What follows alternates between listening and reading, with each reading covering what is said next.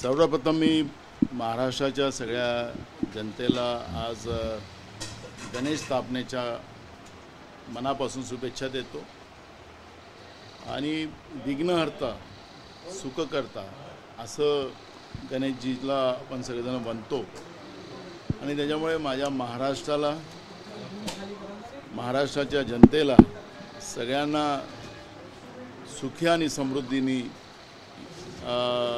हा महाराष्ट्र आमचा पुढे जावा असा आशीर्वाद मी गणेशजीच्या चरणी करतो। आणि खरं तर अन्नदाता जो आमचा आहे, शेतकरी आहे, श्रम करणारा आमचा कामगार आहे आणि शिकलेले मुलं मुली जे आज एका द्विधा परिस्थितीमध्ये आहे त्यांनाही मुख्य प्रवाहात आणण्यासाठी त्यांनाही त्यांना क्षमता प्रदान हो अशी मी भगवान गणेशजीच्या चरणी प्रार्थना करतो आणि राज्य सरकार आणि केंद्र सरकारला सद्बुद्धी प्राप्त हो अशी मी गणेशजीच्या चरणी प्रार्थना केलेली आहे।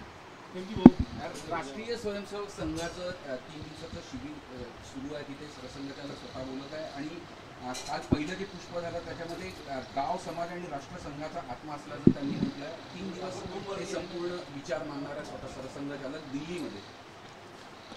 बघा, प्रत्येक संघटनेला आपले ध्येय सांगण्याचे अधिकार आहे आणि त्याची प्रॉपर अंमलबजावणी झाली पाहिजे। ज्या पद्धतीने बोललं जातं त्या पद्धतीचं झालं पाहिजे, एवढंच त्या पद्धतीची प्रतिक्रिया देऊ शकतो। बाकी काय त्यांच्या विचाराला आपण मांडावं असं मला वाटतं।